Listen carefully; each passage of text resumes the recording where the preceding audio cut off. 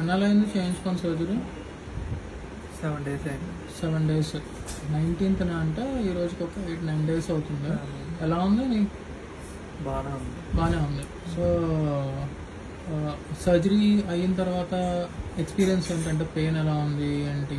Pain అంటే starting 2 days normal pain వచ్చింది. తర్వాత ఇంకా పెయిన్ తగ్గిపోయింది. తర్వాత యాంటీబయాటిక్స్ వాడారా? యాంటీబయాటిక్స్ అంటే టాబ్లెట్స్ ఇచ్చారా? వాడారు. 5 days ఎన్ని డేస్ వాడారు? ఇంకా ఉన్నాయి టాబ్లెట్స్. అంటే విటమిన్ సి ఇచ్చారు. ఓకే.